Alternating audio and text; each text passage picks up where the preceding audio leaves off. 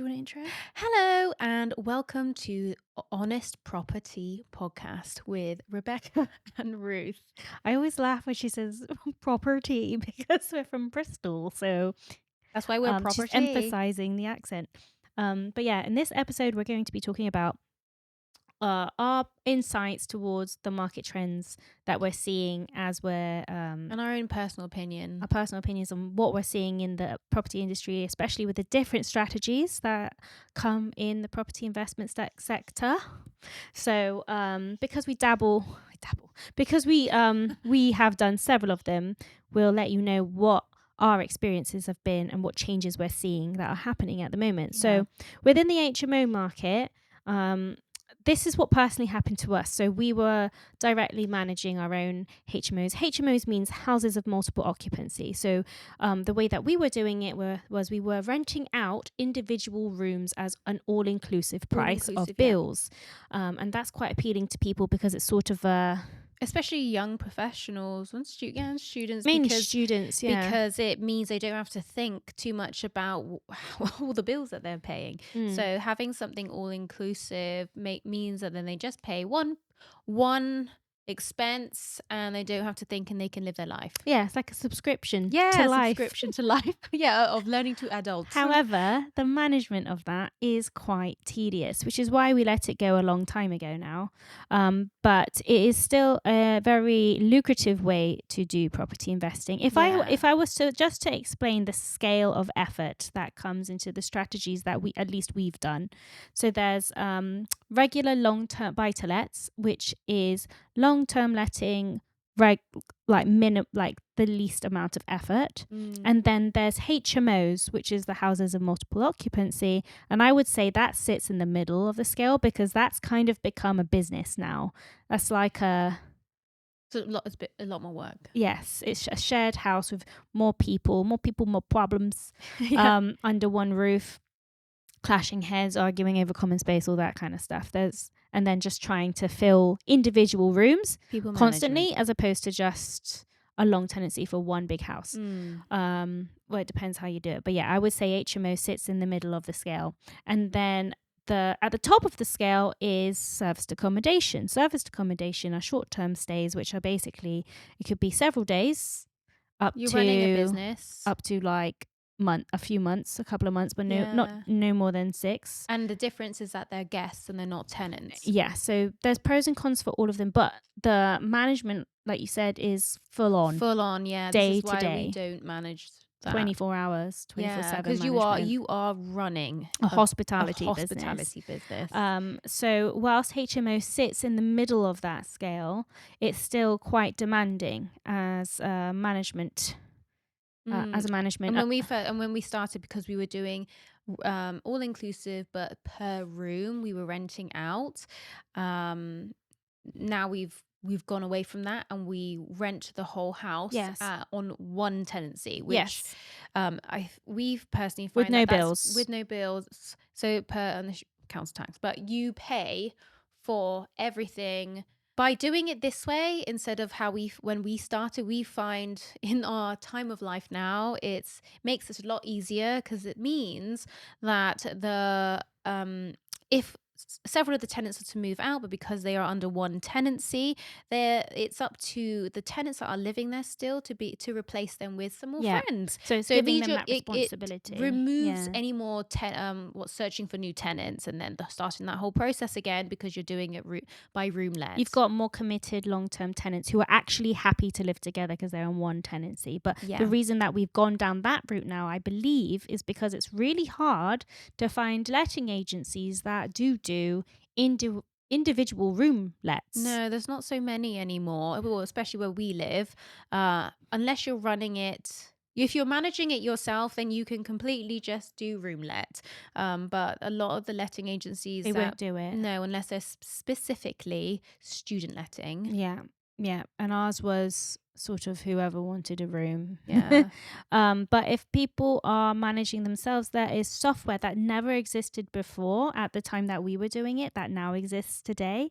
And it's the same sort of software that letting agencies use themselves, but it's been made available to landlords now, which is amazing. So even if you did choose to continue managing your HMO yourself, look out for these amazing softwares and So we'll say, tech that is available now. we know people that use Coho, not sponsored to say. We've not used it ourselves, but we've heard very good things. We used to use when we were mentored, we used to use a separate phone like you would in business, where to help keep your personal and your business life separate. So we did used to use a separate business phone as it was advised. Just a quick like SIM, pay as you go. Yeah. But yeah, you can definitely systemize managing your own properties, your own HMO yourself now. But personally, we really like the whole shared one house under one tenancy. If someone moves out, you can find somebody else to move in, and our management will approve or disapprove who that new tenant is. Our shared houses are quite passive for us now.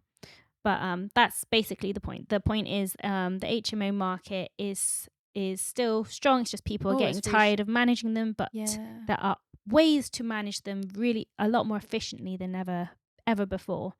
So look into those options. Also, the standard of HMOs have gone up massively. They're nice. A lot more emphasis on making the communal spaces really, really co-living. A better co-living. What's the word? Better co-living. Just for better co-living. And it's nice to see, the quality go up. Oh, it's so nice. And really if you live, in certain cities like ours where we live, there's a booming student market. And if you want to go into HMOs, students are usually the ones that people target. Yeah. Although, just still on the topic of HMOs, Article 4 seems to have spread a lot over time. Article 4 basically is something that means that you cannot create a new HMO in a particular area. Because it's oversaturated. Yeah. So there are some towns that are like, this is an HMO town, and they sort of accepted that is their fate. But that's because localities don't want to just be social housing. They want a mixture of social family homes. HMOs. Some areas don't want just HMOs everywhere. They want a mixture of types of properties and types of tenants in that location. Area. So that's why that's there. So if you are going to get into HMOs, that's another thing you do need to pay attention to, whether you're even allowed it in an area. Article 4 is what it's called, but look it up. So the next market trend that we've recently gotten into, well, not recently, like in the last year or so. It's our favorite and aligns with us the most in this season of our investing life, which is social housing. And there is still a huge demand for social housing. There's not enough social housing or supported living. That's is on the market now. And there's public funded and private. Sorry, it's all public funded really, but there's companies that can be private or public that are part of the process. So the public ones are the council. You can go direct to council, which we've done in the past, or you can go to a private company like a housing association, which we've also done in the past. And we've got a separate podcast all about social housing. I'll put it in the description down below with the link so you can check it out later, about our experiences with social housing. But the budget that the government has for it is huge, frankly, especially for supported living for children in particular, and for specific helping people with specific disabilities. So they require a property to be modified to be more accessible. So like if you're in a wheelchair and they need kitchens to be a little bit lower, if there's a space in the market for investors who design properties to be able to be suited for like particular specific people, then that kind of opens up a niche for you to be able to help and provide homes ongoing for a type of person where that it's always going to be in demand. Yeah. So it's something definitely worth looking into, because it's very much a win-win strategy for everyone. And financially, you're offered long-term leases at Yeah. market rent, So if you don't maybe want more to be, depending on the tenant and how much support they need, if you yeah, need to make changes to the house and things like that. but it also means that you're investing in a way that is not as compared to like service accommodation or HMOs, it's not as full on. Oh yes, it's been the most passive that we've experienced personally. Um, and you get basically market rate rent. You will get your rent pretty much guaranteed for a long term. So our terms are like Yeah. 3 years long. And we can rise them subject to the cost of inflation. So yes, social housing, I think, is a strategy that people are realizing is quite a win-win one, and it's Yeah. definitely worth looking into. Okay, now we're going to get onto the topic of serviced accommodation. So we do love serviced accommodation because we are creative people, and it was an amazing creative outlet, and it is such a roller coaster type of investing. It is one that I think we recommend having your stable, you know exactly how much you're going to get coming in properties like buy to let or your Your shared cookie houses, cutters. HMOs, your cookie cutters. And then your serviced accommodations are the ones that go on top of your stable portfolio. So we know other people that do just one strategy. Um, so do service accommodation, for example, as their only strategy. But for us, for security, we like knowing that we've got our stable buy-to-lets, then it's HMOs, and then it's social housing. Oh, social. Then it's service accommodation on top, because service accommodation is a lot more of a fast-paced, and it's a business. So when it comes to investing, we don't want to be completely all risk in. um, and you need to be able to have having the stable portfolio to be able to then delve into higher risk strategies. So, from our experience, we personally feel like serviced accommodation, like if you think of serviced accommodation, the top platforms are online travel agencies that you put these properties on are things like Booking.com or Airbnb.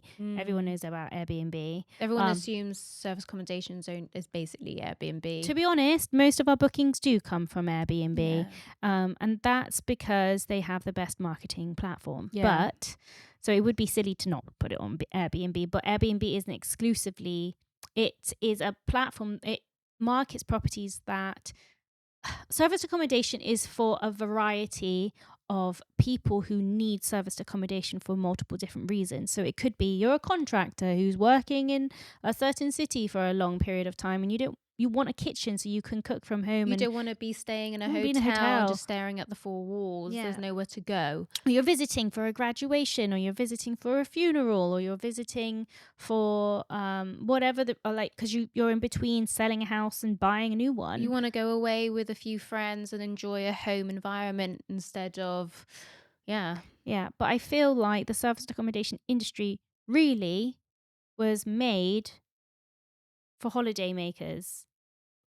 In honesty, that is where the majority of people who go on Airbnb are that kind of person. I'm that kind of person. You're that No, kind. we're the kind of people that do book.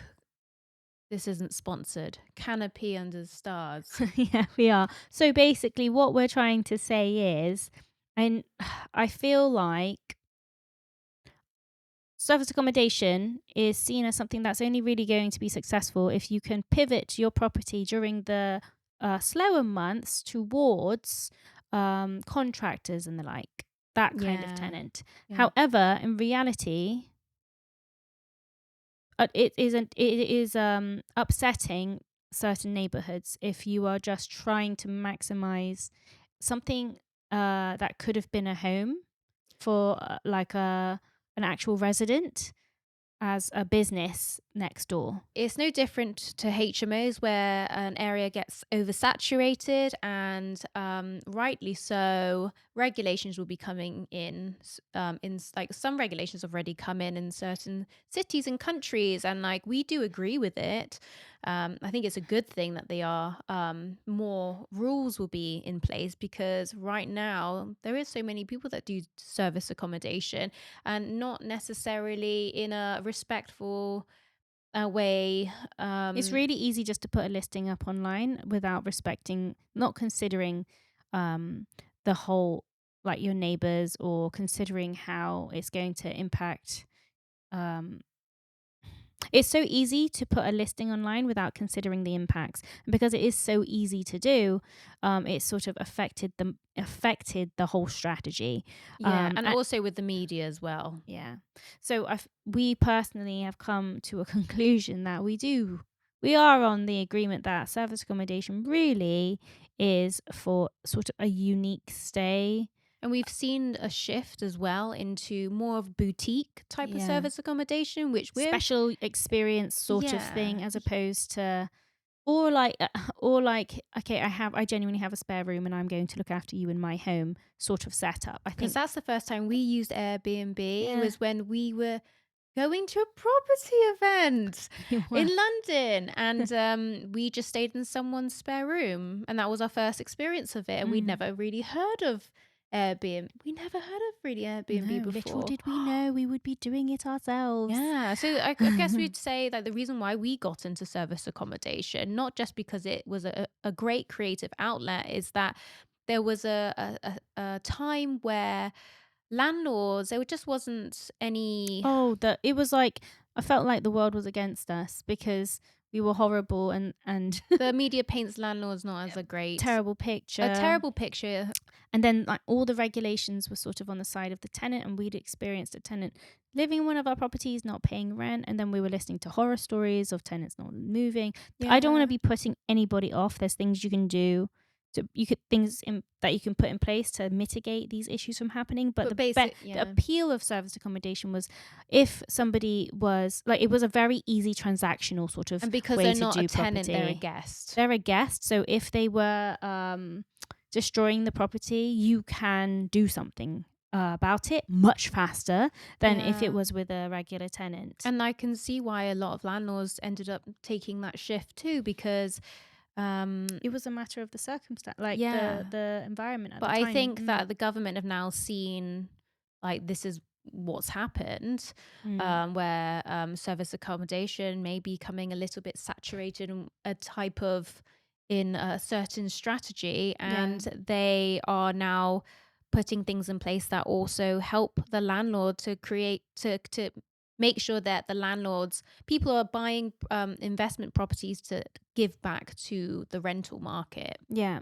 which is great because Mm. there is a low there is a low stock of Yeah. rental properties. Yeah. But with serviced accommodation, I do feel like really it was meant for if you want to stay on someone's spare room, or stay on someone's couch for a short period of time, or you want to create a unique stay for somebody. Yeah. But homes really should be for people who want to be actual residents in a neighborhood. But then Depending on the again, area as well. Yeah. people should have the right and freedom to create extra income if they want to with their properties in these really tight times. Yeah. So it's like a catch-22 with service Yeah. accommodation. Personally, we're going to probably go down the route that sits with us the best, and that's a unique stay sort of We've opportunity. been doing lots of And we're not going to planning. try and like over maximize and pull the property up, like open it up to any kind of guest just to maximize the property. Like we would have done before in, say, like a 2-bed flat in the city centre.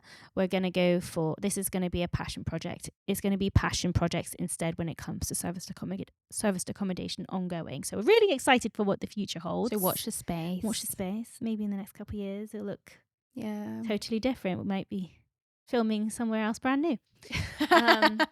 So just our biggest takeaways from this episode is it's really important to keep up with market trends and keep conscious of what's happening around you. We've had to Yeah. pivot and adapt our strategies many times to maximize and just make sure that we are providing a service that is actually in demand at the time.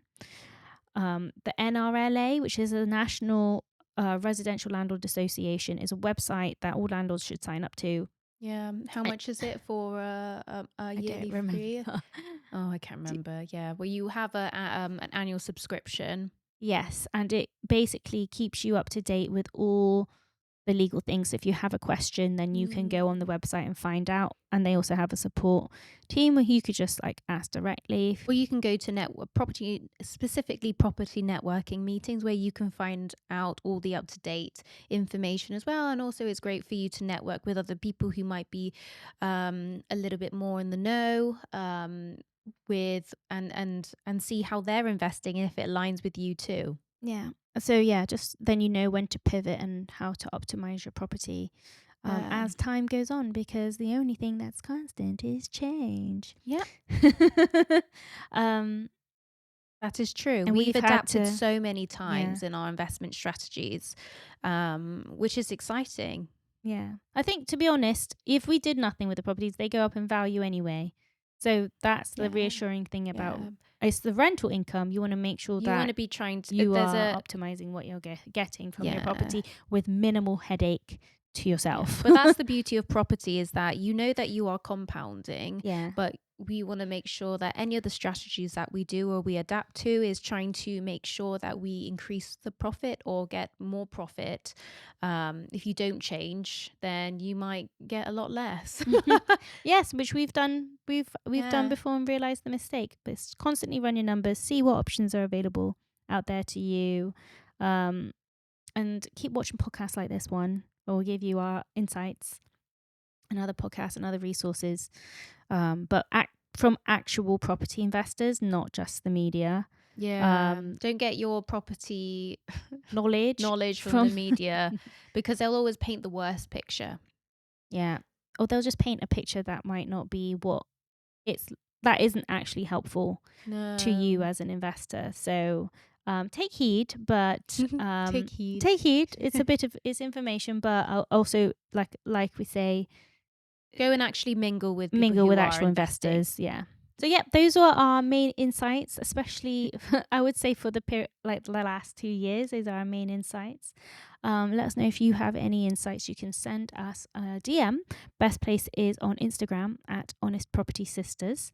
And thank you again so much for supporting our podcast. It means the world. Every listen really makes us do a happy dance inside to know that we're helping you on your journey. If you need any support, please feel free to reach out, because we are wanting and working hard to make a community of like-minded people. So thank you Contact again. us on Instagram. Yes. Thanks again for listening, and we'll catch you in the next one. Bye. Bye.